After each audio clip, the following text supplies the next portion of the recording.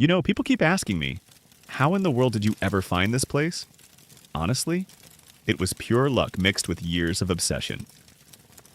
I've been exploring this mountain range for a decade, always looking for something hidden. I found this spot in deep winter. I was riding my snowmobile past that massive frozen waterfall outside. You've seen it? It's huge. The sun hit the ice at just the right angle, and for a split second, I saw a glimmer. A tiny, dark fissure right where the ice curtain met the granite cliff.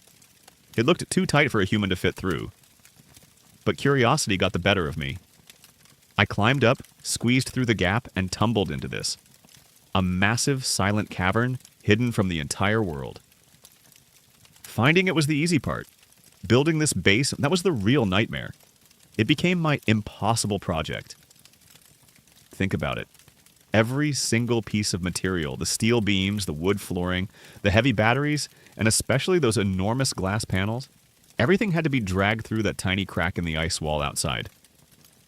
I worked in here for weeks in freezing darkness, with cold cavern water constantly dripping on my neck.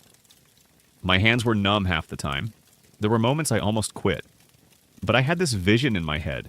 A perfect, clean, modern glass cube sitting right in the middle of this raw, prehistoric, chaotic cave. The ultimate contrast. That vision kept me going until I tightened the very last screw.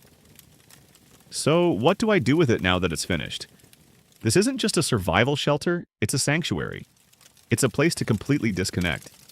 There's nothing quite like sitting inside that warm, bright box, sipping hot coffee, while just inches away behind the glass, giant ancient stone stalactites are hanging right over your head. It's quiet here.